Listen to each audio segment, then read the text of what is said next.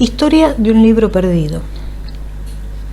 Cuando, huyendo de la ciudad asolada por las hordas, el hermano Benedicto llegó al puerto, al muelle y al barco, solo llevaba consigo su hábito, sus sandalias y una arqueta de cuero. El capitán, un astuto marsellés que había arribado a Alejandría en busca de marfil y no de monjes perseguidos y míseros, lo acogió con poco entusiasmo, que disminuyó aún más cuando, al revisar la caja, halló en vez de monedas unos gruesos libros escritos sobre pergamino. El hermano Benedicto le explicó que él había estado encargado de guardar la biblioteca de la ciudad, ahora convertida en brasas, y que esos libros contenían escrituras sagradas. Ante esto, y como nadie en la nave sabía leer, el capitán los tomó equivocadamente por evangelios y los besó con devoción. El monje lo dejó en su error, sin duda porque la verdad le hubiera resultado peligrosa. En efecto, él había comprado por unos haces y años atrás esos manuscritos, copias gemelas de una misma obra, a un hambriento escriba o amanuense que luego fue ahorcado por relapso. Este le aseguró haberlos traducido sigilosamente al griego de antiquísimos papiros escritos por el propio dios Tot, memorialista de las antiguas divinidades egipcias, todavía adorado por algunos paganos sobrevivientes, aunque a escondidas, porque ya corría el siglo V de la era cristiana. A Tot los griegos lo llamaban Hermes, el 3 veces grande, Hermes Trimegistos. Desde luego, el escriba mentía o desvariaba. El hermano Benedicto sabía que existía un solo Dios verdadero y revelado, pero decidió conservar los libros, atraído por el peligro que tenerlos consigo comportaba para su cuerpo y para su alma leerlos. Ningún vértigo es superior al que depara el trato secreto con el pecado mortal, y esto vale incluso para un monje limpio de toda otra culpa. A pesar de su desencanto, y como no quería malquistarse con el Señor negando asilo a uno de sus siervos, el capitán marsellés accedió a llevar al fugitivo hasta Roma. Eran tiempos terribles. Atila casi había llegado a la ciudad que rigió el mundo. En el año 454, Aecio había sido asesinado, y lo mismo Valentiniano III, y también Petronio Máximo, y se sucedían confusamente los efímeros emperadores Ricinero, Mayorano, Antemio, Livio Severo, Olibrio, Glicerio, Nepote, Rómulo, que solo mandaban sobre la tierra donde estaban parados, aunque creían regir ilusoriamente un estado ya convertido en sombras y humo. En medio de estas tempestades mundanas, que el hermano Benedicto, como todo hombre muy aficionado a los libros, no entendía muy bien, pasó de señor en señor, de provincia en provincia, de abadía en abadía, hasta que halló refugio en un remoto monasterio escondido en la costa de Aquitania. La Santa Casa tenía una vasta biblioteca, salvada por milagro de las vicisitudes de la época, y en su silencioso y claro escritorio una veintena de monjes copiaban evangelios y homilías de los santos padres. Allí encontró plaza y sosiego el buen hermano y sus 2 libros, refugio seguro entre la muchedumbre de volúmenes que llenaban las recias estanterías de roble, protegidas por puertas encadenadas. Tampoco a sus colegas, ninguno de los cuales sabía griego, confesó nunca la verdadera naturaleza de los infolios que lo habían acompañado hasta allí. El hermano Benedicto murió con la tranquila conciencia de los bibliotecarios durante un invierno de principios del siglo VI, sin transmitir a nadie su secreto. En la abadía quedaron, pues, las 2 copias del libro de Tot, olvidadas por todos y más aseguradas por su propia ininteligibilidad que por el celo de los posteriores y sucesivos guardadores. Si alguna vez un monje los revisó por casualidad, debió volverlos con desaliento e impaciencia a su lugar, porque nadie por ese entonces y allí entendía esas letras, y mucho menos las palabras que ellas debían formar. Entretanto, los siglos seguían pasando lentamente y sin pausa. Corría ya el año 1000 cuando una oscurísima noche un centenar de navíos rematados por figuras de dragones y que venía del brumoso septentrión, desembarcó en la costa una manada de piratas rubios. Antes del amanecer, aquellos feroces lobos del mar habían asolado la comarca, talando, saqueando, violando, matando. Al alba pasaron a cuchillo con minuciosa eficiencia nórdica a todos los monjes que no alcanzaron a huir de la abadía, y después utilizaron sus muebles y sus libros para alimentar las fogatas donde asaban las ocas y los capones robados. Un pirata pelirrojo y morrudo hojeó una de las copias del hermano Benedicto. La otra, caída en un aljibe seco, escapó por casualidad. Se rió de esas letras que le parecieron hormigas y lo mandó a la hoguera, en torno a la cual sus camaradas se emborrachaban como dioses. Cuando bebieron y comieron todo, incendiaron la abadía, talaron sus huertos, pisotearon sus mieses, degollaron las vacas y los caballos que encontraron y se embarcaron de nuevo, sin cantos de victoria y desdeñando llevarse trofeos de pura vanidad. Ellos eran vikingos y vivían así desde los buenos tiempos del rey Haroldo, el de los hermosos cabellos rubios. Los campesinos sobrevivientes regresaron de los bosques donde se habían refugiado y se dedicaron a escarbar las ruinas, por si todavía quedaba algo en ellas que pudieran llevarse. Un viejo encontró en el fondo del aljibe el libro de Tot, un poco chamuscado, pero legible. Como desde luego no podía entenderlo, y por si fuera un libro de Dios, lo llevó al cura. Como tampoco logró leerlo, y por si fuera un libro del diablo, lo mandó a su obispo aprovechando el viaje de un mercader de caballos.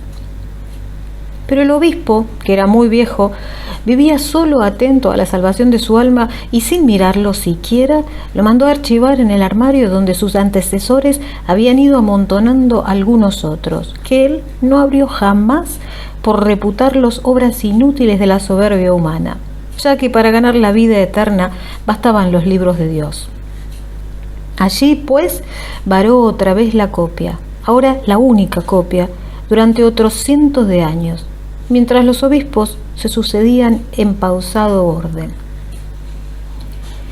Hacia el 17º siglo, uno de ellos, hombre curioso y letrado, revisando un día los innumerables recovecos del palacio episcopal, dio con el armario, en los libros que contenía y entre estos con el volumen del hermano Benedicto. Vio que había sufrido rudas vicisitudes. Adivinó que era muy antiguo y los caracteres griegos. Como a pesar de sus adivinaciones no podía entenderlo, pues desconocía esta lengua, lo envió años después a un marqués amigo suyo, consejero del rey Luis XV, muy aficionado a los libros raros y buen helenista según la fama.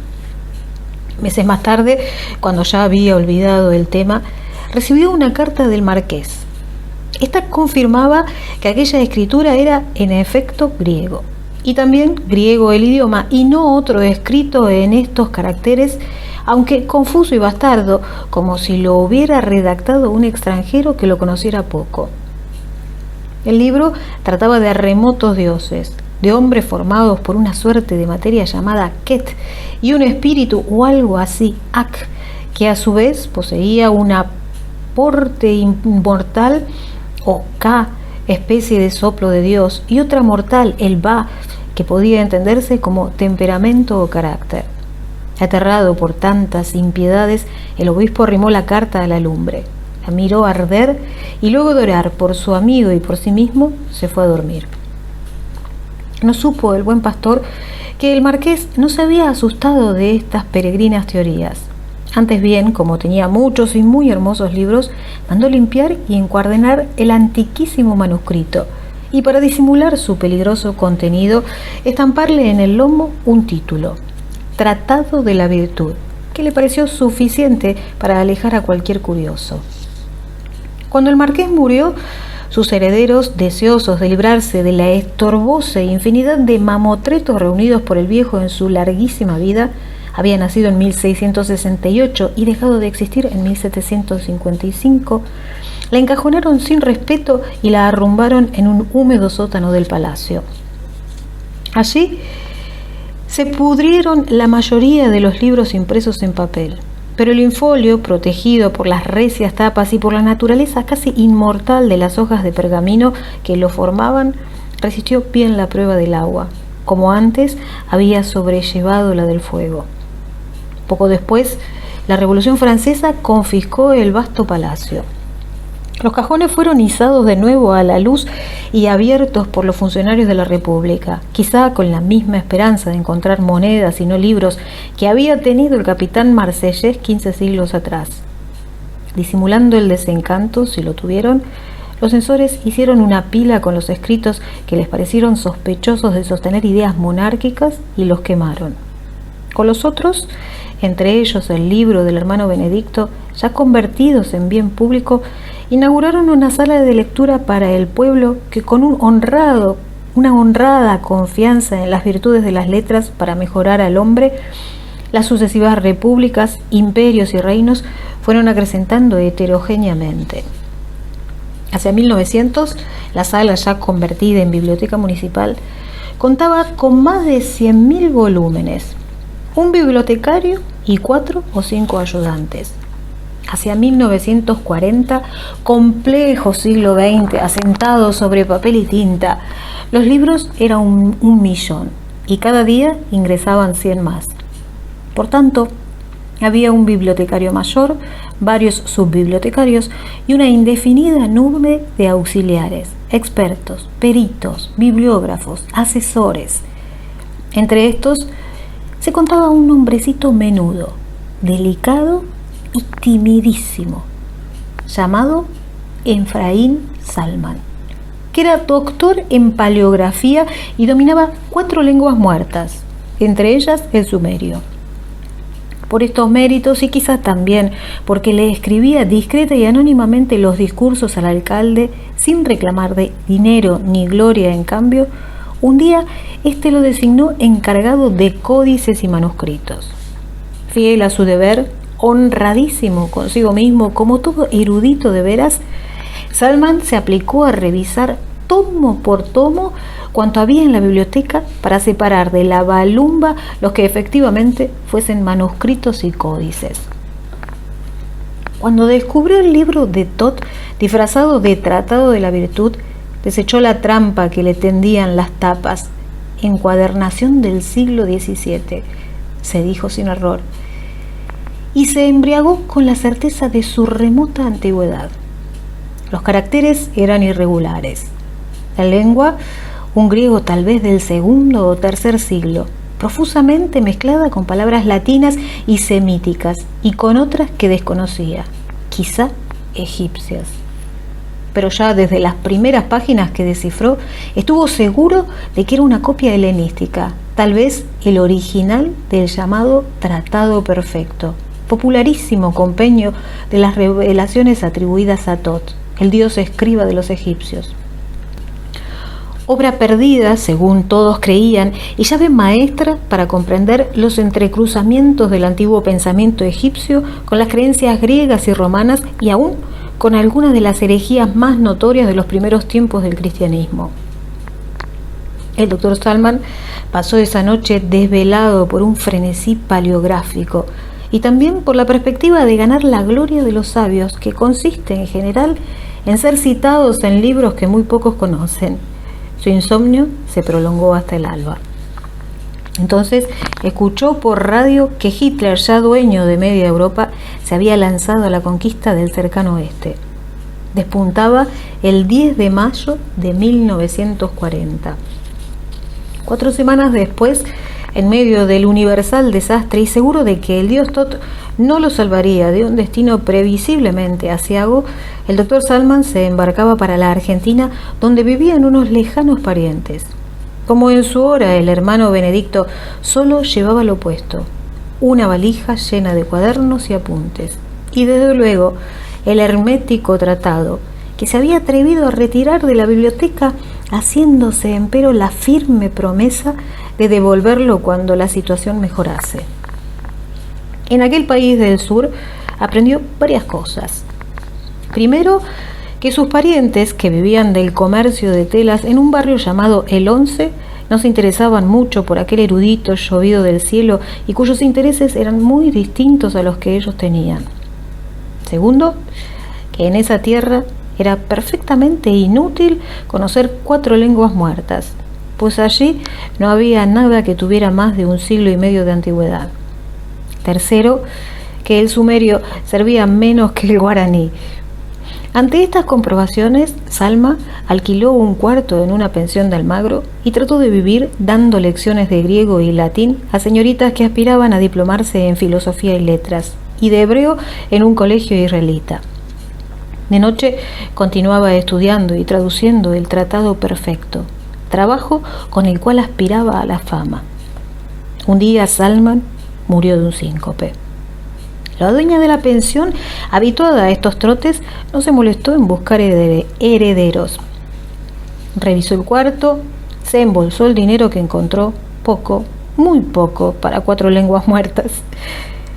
Trasladó a su cuarto la ropa que le pareció todavía utilizable y metió los libros de Salman en la piecita del fondo. Después llamó a la policía, la que se llevó al difunto en una ambulancia. Al día siguiente, la patrona cambió las sábanas de la cama, fregó el piso con desinfectantes por si Salman había dejado microbios. Le parecía que no, porque el síncope no viene por microbios, pero una precaución nunca está de más. Y enseguida alquiló la pieza a un cantor correntino. A las camisas, el modesto traje oscuro y el sobre todo de buen paño y con solapas de piel del paleógrafo los repartió entre su marido y sus hijos. Los pañuelos, que son cuestión muy personal, los regaló a la bolivianita que la ayudaba en la cocina. Los libros, en fin, los vendió al peso y como papel viejo a un poligrillo o buhonero que de tanto en tanto la aliviaba de trastos inútiles. Este revisó los libros uno por uno. Sabía que los que tienen figuras con colores y papel brillante suelen valer unos pesos, e hizo con ellos 2 pilas, como los censores de la República en 1781. En la de la derecha puso los que no estaban encuadernados, en su mayoría ajados y hechos una porquería, con anotaciones y subrayados de todos colores, y para peor con tinta, que no se puede borrar. En la de la izquierda amontonó los encuadernados, muy pocos, que quizá podría cambaleachar a libreros de viejo. Cuando llegó al Tratado Perfecto, para él todavía Tratado de la Virtud, nombre que conservaba en el lomo, pero que no entendió porque desde luego estaba escrito en francés y él no sabía ni el francés ni el español, lo sorprendieron sus grandes hojas de pergamino. Enseguida pensó que podía servir para fabricar pantallas o abanicos, y por eso desencuadernó el tomo con una cuchilla, anulando así, sin proponérselo realmente, la previsora providencia del marqués. Luego, primero con agua lavandina y lija fina, y luego con espátula y cortaplumas, trató de borrar de las hojas esas hileras de dibujitos parecidos a hormigas que ellas tenían. El empeño fue inútil. Con los siglos, la tinta había penetrado tanto en el cuero que no pudo sacarla de allí. Al final, los pliegos quedaron estropeados sin remedio, agujereados o rotos por el frote, inservibles para hacer pantallitas por culpa del infeliz que los había rayado así. Desencantado y con bronca, fue arrojando una por una y bien arrolladas para que durasen más como combustible las hojas, todas las hojas del Tratado Perfecto, al brasero donde calentaba el agua para el mate y que se le estaba quedando sin carbón. Así se perdió del todo y para siempre en una casilla de madera de los suburbios del sur de Buenos Aires, en una noche del año 1943, la única copia existente de ese tratado que la leyenda atribuía a Tot, el dios amanuense de la mitología egipcia, y en verdad obra de uno o más escritores anónimos que en los primeros siglos de Cristo alcanzaron a recoger los últimos ecos del paganismo agonizante. Ello fue obra, como vimos, de un poligrillo analfabeto e inocente, hermano a 1000 años de distancia de aquel vikingo pelirrojo y cruel que quemó la primera. Con lo cual podemos concluir que todas las barbaries son una y la misma y se dan alegremente la mano por encima de los siglos. Pero esto parecería una moraleja, y como ningún cuento que se precie de moderno termina con una de ellas, la evitaremos.